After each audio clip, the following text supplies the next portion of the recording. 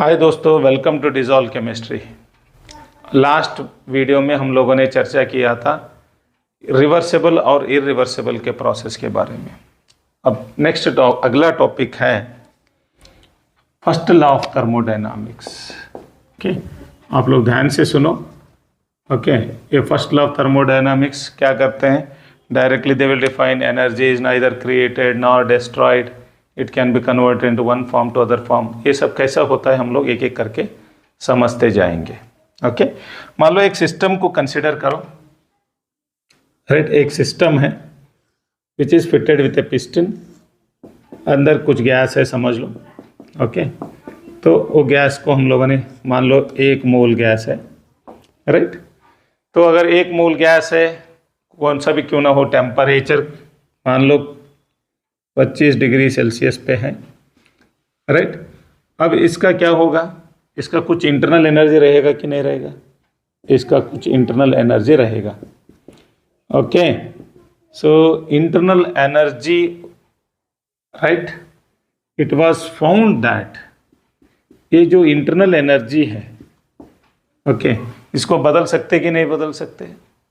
We can change this internal energy. कैसे बदल सकते हैं? उसके लिए 2 तरीके हैं। एक तो आप लोग बदल सकते हो बाय डूइंग वर्क। ओके, दूसरा तरीका है by passing energy in the form of heat. Heat के रूप में अगर आप एनर्जी पास कर रहे हो अंदर या बाहर, उससे भी आपका आंतरिक शक्ति में बदलाव आएगा। So these are the 2 ways by which we can bring the change in the internal energy of the system. Okay, ये 2 तरीके हैं। इन 2 तरीकों से हम लोग उसमें बदलाव ला सकते हैं। ऐसे कैसे हो सकता है कि वर्क करने से हम लोग बदलाव ला सकते हैं? उसको समझने के लिए क्या करो, मान लो अब हम क्या कर रहे हैं, इस पिस्टन को हम लोग in the surrounding this weight is being compressed. इसको हम लोग क्या कर रहे हैं? पिस्टन को we are moving down. Okay, उसको नीचे की तरफ ढकेल दे रहे हैं। तो उससे क्या होगा? इंटरनल एनर्जी बढ़ेगा कि नहीं बढ़ेगा? Internal energy will increase. Means by doing work we can change the internal energy. और एक मान लो हम लोग क्या कर रहे हैं, इसको हम लोग पिस्टन को ऊपर उड़ने के लिए, एक्सपांशन होने के लिए छोड़ दे रहे हैं। अगर एक्सपांशन हो रहा है तब भी आपका इंटरनल एनर्जी क्या होगा? चेंज होगा कि नहीं होगा? चेंज हो जाएगा कि नहीं होगा? So it is going to change. What is the reason for that? उसमें क्या होगा? कमी होगा ज़्यादा होगा, उसका मतलब चेंज हुआ कि नहीं हुआ? तो internal energy will change if it does the work or work is done on the system. तो हम लोग रियलाइज कर चुके what is how we can bring the change in internal energy by doing work. इसके बाद में heat से कैसे हम लोग इसको बदल सकते हैं? मान लो आपका सिस्टम के अंदर कुछ अमाउंट ऑफ हीट अंदर आ रहा है, work we are not doing. Simple सा है, मान लो आप एक आइस का पीस लिए हुए हो। ओके, एक कटोरी में क्या करो, आइस ले लो और बाहर रख दो। क्या हो जाता हो? समय के साथ पिघल जाता कि नहीं जाता? पिघल क्यों जाता?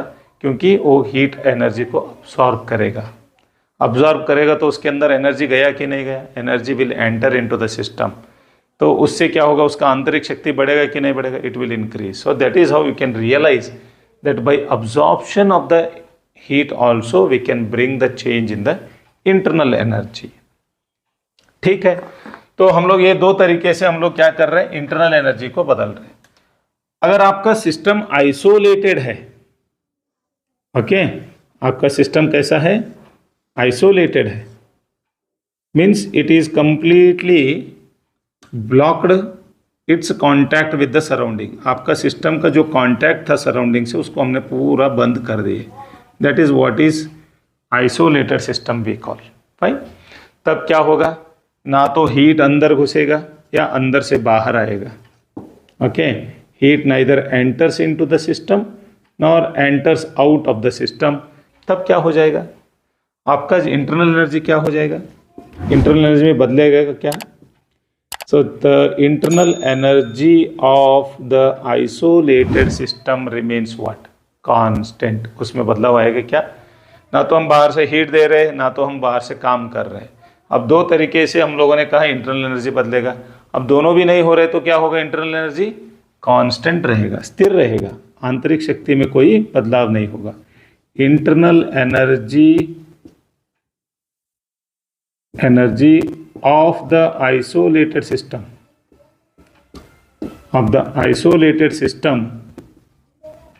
remains constant.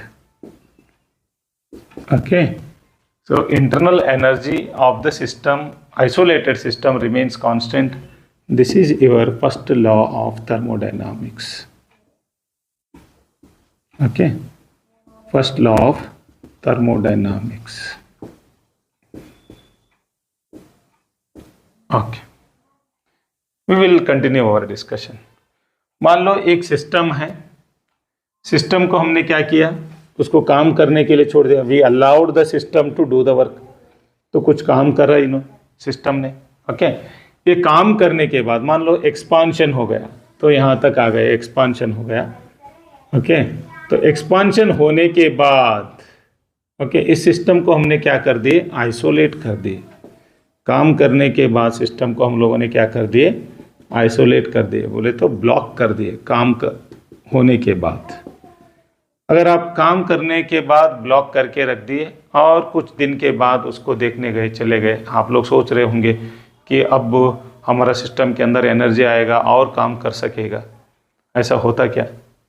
Okay, so you have made the system to do the work. पहले काम कर चुका, उसके बाद में उसको आइसोलेट कर दिए. आइसोलेट करने के बाद आप फिर कुछ दिनों के बाद आ रहे और आप सोच रहे कि हमारा सिस्टम के अंदर एनर्जी आ गया, अब उससे हम और वर्क ड्रॉ कर सकते हैं. It is not possible to draw the work. That is no perpetual machine is built that which can do the work without expense of the energy.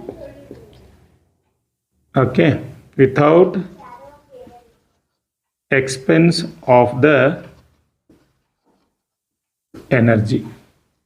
Okay, energy का मतलब ऐसा कोई मशीन हम लोग आज तक बिल्ट नहीं कर पाए जो कि बिना एनर्जी को यूज़ करते हुए खुद का खुद वो काम करेगा. ऐसा हो सकता क्या? It's not possible. So this is no perpetual machine is built that which can do the work without expense of the energy. Okay, so therefore if you want to do the work, either it has to be done with the utilization of your internal energy. Okay, now if the system is isolated and if you allow to do the work, always the work is done by the expense of the internal energy. Okay, उसका आंतरिक शक्ति को इस्तेमाल करते हुए काम करेगा अगर आइसोलेटेड है. एडियाबेटिक प्रोसेस आप लोगों ने देख चुके हैं, समझ में? नहीं तो आप लोग ऐसे ही क्लोज्ड सिस्टम है. ओके, आप काम कर रहे हो. When the work is done in a closed system, then what happens? Heat is absorbed to compensate that energy. Means one side it is doing work and another side heat is absorbed by the system to compensate that energy which is being utilized to do the work. काम करने के लिए जितना भी शक्ति लगता है उतना शक्ति हम लोग क्या कर सकते हैं, कंपेंसेट बाहर से लेके, अगर क्लोज सिस्टम है तो इसका मतलब क्या हुआ? Mathematically how we formulate this first law of thermodynamics. एक तो क्या हुआ, ऐसा कोई मशीन बिल्ट नहीं कर पाते या ऐसा हो नहीं सकता कि आइसोलेटेड का जो सिस्टम, सिस्टम का जो एनर्जी है उसमें हम लोग बदलाव नहीं कर सकते. वो कभी भी क्या रहेगा, जितना है उतना का वैसा के वैसे ही रहेगा. तो mathematically we can give first law as delta U is equal to Q plus W. Okay, this is called as mathematical form of first law of thermodynamics. If you have watched our previous video, इसके बारे में आप लोग बहुत detail में हमने चर्चा किया है इसके बारे में. ओके, तो so this delta U change in internal energy can happen either by the absorption of the heat or work done on the system. Okay, now if the system is isolated, then change in internal energy is zero because heat absorbed will be zero. and work done will be zero. It means what? Internal energy of the system remains constant. उसमें कोई बदलाव नहीं होगा. Okay. So this is all about the first law of thermodynamics. I hope you have understood the concept.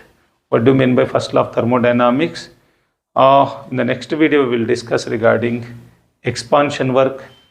Till then, thank you. Bye. Take care.